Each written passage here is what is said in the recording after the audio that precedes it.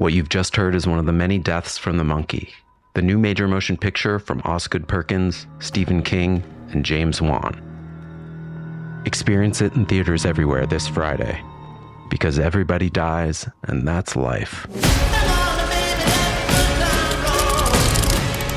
Let's have some fun. At T-Mobile, our critical mission is providing unparalleled 5G coverage for when connectivity is mission critical. Introducing T-Priority, America's best 5G network experience for first responders, even in times of congestion. More capacity, faster speeds, better coverage. T-Priority from T-Mobile, built for tomorrow's emergencies, ready today. Discover more at t-priority.com. For qualifying organizations on eligible rate plans, coverage not available in some areas and may be impacted by emergencies.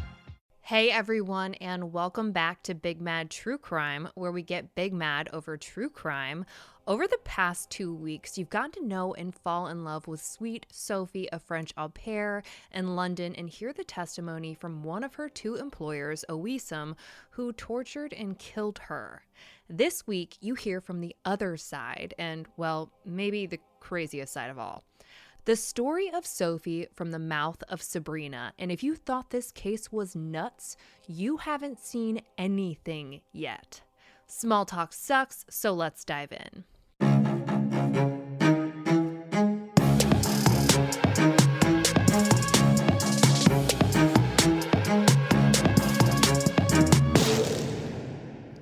So according to Owisam, he says that he and Sabrina were interrogating Sophie in a bathtub of all places, dunking her head underwater, trying to get her to confess to a whole bunch of bullshit about Sabrina's boy band ex and baby daddy Mark while they filmed it. He claims he tried to get Sabrina to stop for the night and walked out of the bathroom and went to sleep like a fucking baby, knowing Sophie was being tortured in the other room. He claims that he woke up to Sabrina freaking out because Sophie wasn't breathing and ran to the bathroom to find her face up, eyes wide open, with water coming out of her mouth and nose. But Sabrina's version of events is much different. She claims it was all Owisam, that he was in a full-blown rage because he believed that Sophie drugged him so that Mark could break into their house and molest him. Yes, so that Sabrina's ex-boyfriend, whom Sophie had never met, could molest Sabrina's current boyfriend. You heard that correctly. After having her head dunked into a saucepan, as Sabrina called it, over and over, Sophie allegedly admitted to it, and we all know at this point that Sophie tried saying anything to get them to stop. But Sabrina said that confessing didn't make it stop at all. Instead, she says this is when Owisam dropped his pants and told Sophie to touch him wherever Mark had molested him. I feel gross even having to retell that. Sabrina says that she tried to get him to stop, but that when she suggested it, he pushed her onto the couch. And yes, this means that the saucepan dunking was happening in the living room and not in the bathroom. After the whole touch me where he touched me thing happened, she alleges that Owisam put his pants back on, got a towel, put it over Sophie's face, and proceeded to waterboard her with it. Waterboarding is a form of torture where it makes you legitimately feel like you're drowning anytime you try to get a breath of air. This is apparently still happening on the living room floor, according to Sabrina. Before, she says he takes Sophie into the bathroom alone with him and continues to do it in the bathroom.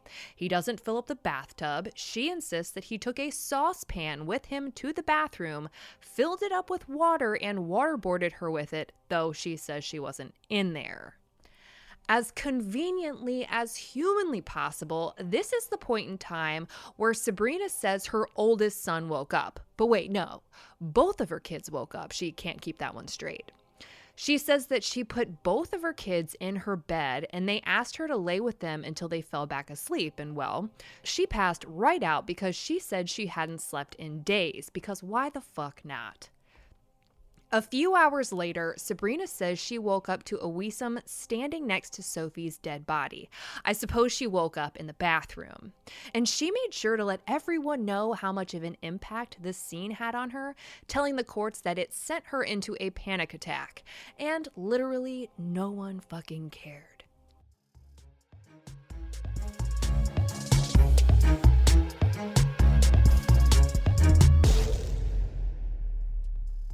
Empower. Claire is practicing her breathing for her upcoming yoga retreat in Bali. Has she ever done yoga before? No. But Claire worked with Empower on her savings and investment strategy. She got good at money, so she can be a little bad. Empower. Invest well, live a little. Join our 19 million customers today at empower.com. Past performance is not indicative of future returns. Investing involves risks. You may lose money. Advisory services are provided for a fee by Empower Advisor Group, LLC, EAG, a registered investment advisor with the Securities and Exchange Commission. Om Namaste.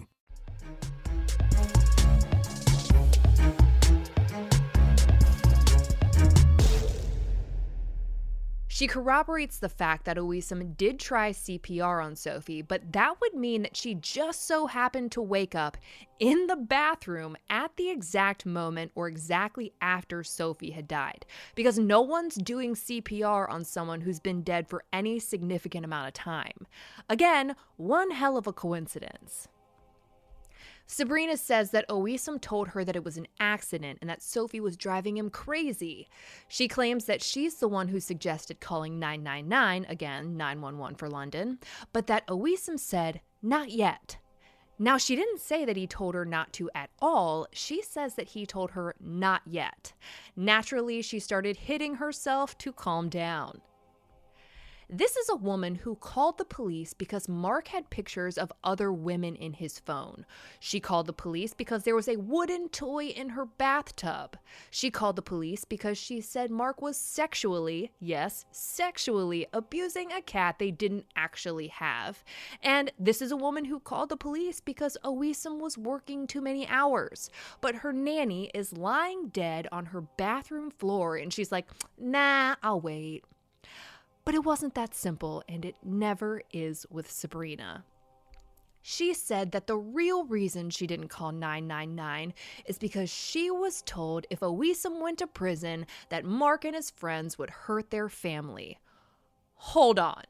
So Mark, enemy number one, now wants to ensure that Owisam does not go to prison after they murder their nanny, who they believe he was controlling with black magic. Got it. After Sabrina stopped hitting herself, she says that she obeyed Owisam's orders to clean up and change Sophie's clothes. Why they would need to change her clothes is beyond me. Dressing a deceased person is an incredibly difficult task. We've talked about dead weight before, and when you're dealing with someone who no longer has a center of gravity, moving them is extremely difficult. But Sabrina says she did it. Again, for what purpose? Who knows? Owisam allegedly did not help her. Instead, he just sat there with his head in his hands, shaking his head, until he came up with the idea to put her into a suitcase. But not before Sabrina said he made her try it out first to make sure Sophie would fit. Sabrina says she climbed into the suitcase, crying and shaking, and the once distraught and silent Owisam was apparently laughing at her now. Quick change of emotions, but okay. And even though Sabrina was trying on this suitcase for the future disposal of Sophie's body, according to her, there was some weird shit in between. And if you have to say it's weird in this case, it's super fucking weird. Sabrina comes up with this wild-ass story about how Owisam tried to have sex with her while Sophie was lying in their bed next to them, dead. Yes, it sounds like I skipped a part, but I didn't. That's just how ridiculous her version of events is. Sophie has somehow now managed to go from the bathroom floor to their very own bed. Let's pick that apart for a second. At one point in time, they both accused her of having sex in their bed, and now they're apparently voluntarily putting her wet, dead body in it. And why would you move a wet, dead body from a bathroom floor and put it into your plush, dry bed? Again, dead weight is heavy. Even though Sophie was extremely emaciated by the time she was killed, it would still be difficult to lift her up into a bed. But let's go back to Sabrina's earlier statement when she said she conveniently got pulled away from Owisam's waterboarding because both of her kids woke up and they all fell asleep in her bed. So if we put all of her stories together into one shit show in the middle of a dumpster fire on Bullshit Parkway, she's now saying that she and Owisam had sex in her bed with Sophie's dead body lying right next to them and their two kids on the other side. Yeah, I don't think so.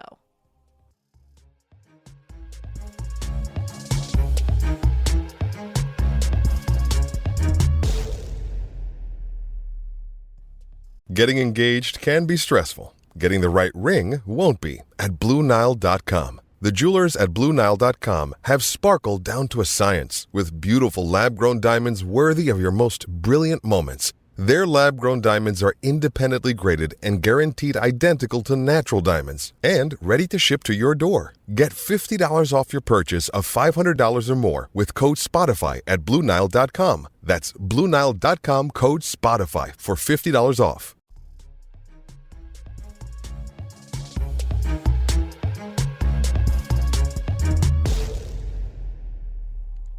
At some point, Sophie's put into the suitcase, and the suitcase is put underneath her son's bunk beds and left there until September 20th when they burned her body.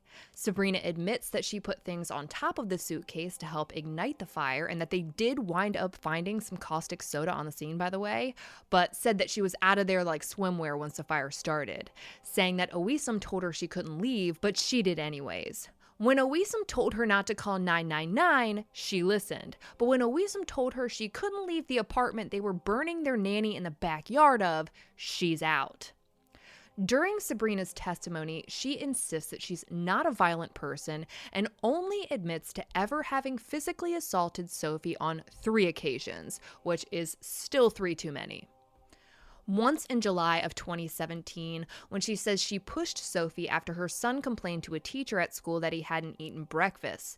Sabrina said that she was upset because Sophie lied all the time, but oh no, that's not why she pushed her. She only pushed her because she wanted to go outside and smoke a cigarette.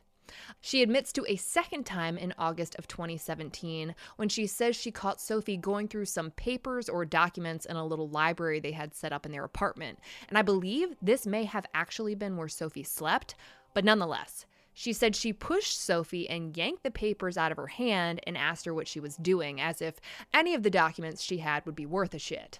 She was sure to add that she didn't kick her or anything, she just pushed her. Sabrina also said that when she pushed Sophie, she didn't say a word. She just took it in silence. Her oldest son actually testified to witnessing this event, but testified to seeing his mom kick and punch Sophie, and even said that his mom offered to let him hit her too if he wanted to. The same son she admits to hitting with a golf club, but says that it was just a kid's golf club, and she only did it because he was hitting his little brother. Other witnesses testified to her also hitting him with a broom and a crutch, both of which Sabrina obviously denied. The third time she admitted to assaulting Sophie was on September 13th, just 5 days before she was murdered. And this is when she beat Sophie with an electrical cord. She says she beat her because Sophie had gotten drunk. The only time she said Sophie had ever been drunk. Sabrina says that she felt betrayed and that she actually fell down and had a panic attack while she was assaulting Sophie, in case you wanted to feel sorry for her. Sabrina tried to almost justify it by saying that, again, Sophie didn't even cry. She just took being whipped on her arms and legs in total and complete silence as she told Sabrina that she was so sorry.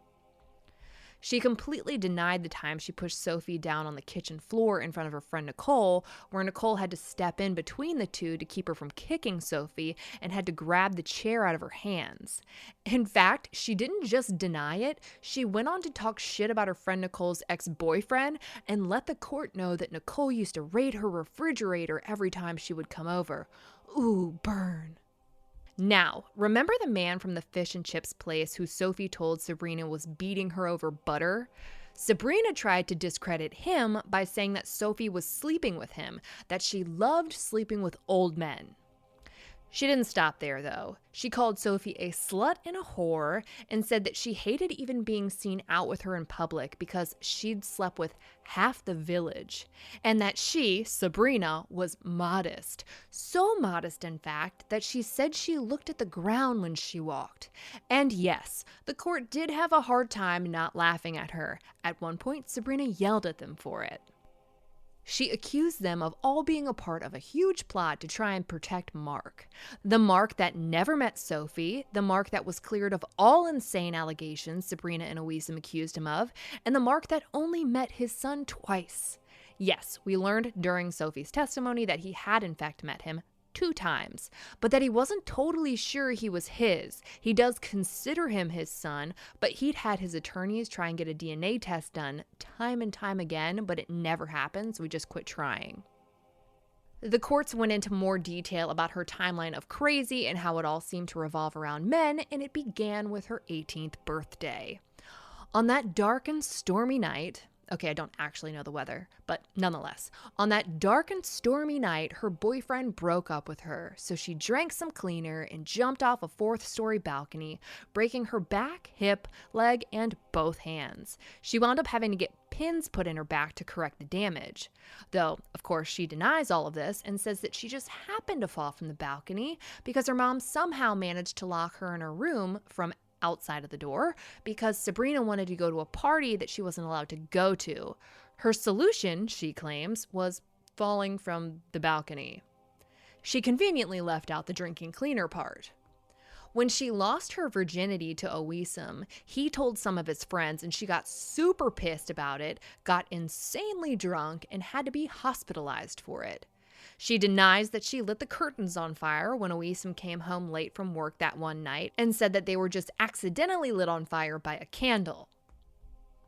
She claims Owisam was abusive to her and that he was obsessed with her and she was totally embarrassed of him, so she would tell people that he was her brother or cousin, which is ironic seeing as she planned this ceremony to have their relationship religiously blessed and he stood her up and turned his phone off.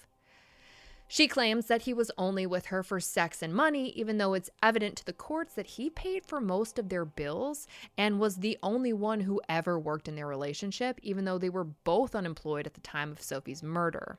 And no, we're not counting Sabrina's imaginary fashion business. She claims that Owisam pushed her into a door handle one night at his father's house after she didn't hide well enough. She claims that he didn't want his father knowing they were dating, none of which makes sense. She says this caused the pins in her back to loosen and that she had to get surgery. She told this story to another ex-boyfriend who believed it. This boyfriend honestly had a little less than nothing nice to say about Sabrina. He said that she was strange and unstable, that she was difficult and constantly yelling, that she loved attention, and was a manipulative liar who sought out the weak to prey on. And Sabrina's medical records do show that she had to get pins removed from her back at one point, but there was no note whatsoever saying that it was due to any kind of assault. Another time she was hospitalized, it's noted that while at the hospital, she drank cleaner again. She also claims that Mark was obsessed with her and was controlling to the point where he wouldn't let her go out with her friends, and that when men were around, he'd lose his shit, specifically mentioning that this happened one time when she was in the hospital because this girl was apparently always in the hospital. She claims that after she got pregnant, he pushed her, injuring her neck, arms, and legs, no back this time, and that it caused her to have a miscarriage. So who in the fuck's baby did she have in Virginia? It's no surprise that in May of 2017, she was diagnosed with depression and borderline personality disorder, but Sabrina said that these medical records were either bullshit or poorly translated and that she didn't know where the court was getting this information.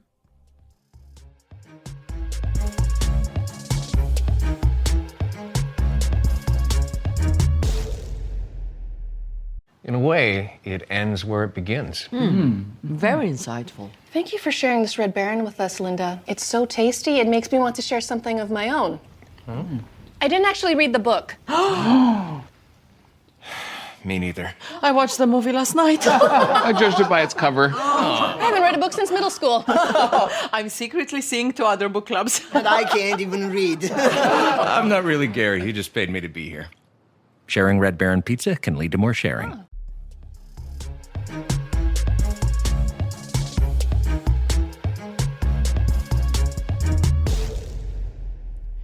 And after they finish her timeline of crazy, the courts go into more detail about Sophie's injuries while Sabrina's on the stand.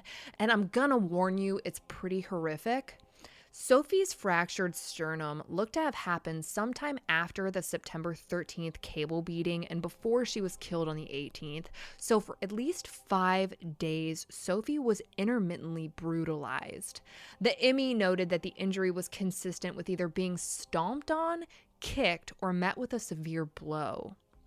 Sophie's right eye socket was bruised, her jaw and her cheekbone were both fractured, she had broken teeth and a cracked skull. And not just a cracked skull, the top part of her skull was actually missing. Her lungs were also noted as being inflated, which they said could be caused by drowning.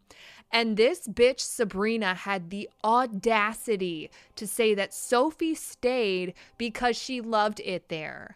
That Sophie hardly had to work, had a free place to stay, and money to do whatever she wanted with. She said that all of Sophie's meals were cooked for her, even after admitting that she had once assaulted her because her son told a teacher she hadn't eaten breakfast. If Sophie wasn't the one cooking, why was she getting beaten when someone said they didn't eat? Clearly, no one was feeding Sophie. And just when you think it isn't possible, Sabrina one-upped her bullshittery by saying that Sophie wasn't the prisoner. She was. That she was stuck sitting around the house while Sophie was out and about with Mark, who again did not even know Sophie existed. On May 16, 2018, the jury was finally freed from the misery of having to sit through this case any longer and were sent off for deliberations. And honestly, everyone thought it would be a pretty quick verdict, but it wasn't. The 17th passed, and then the 19th, and then the 20th, and then the 22nd, with no news, and people were starting to freak the fuck out. Like, weren't we all listening to the same shit? Did I miss something? There's no way they're getting off of this, right? And then finally, on May 24th, they reached a verdict. And apparently verdicts are done a little differently in London versus the US. The jury voted 10-2 in favor of guilty for Owisam, and they all unanimously voted in favor of guilty for Sabrina.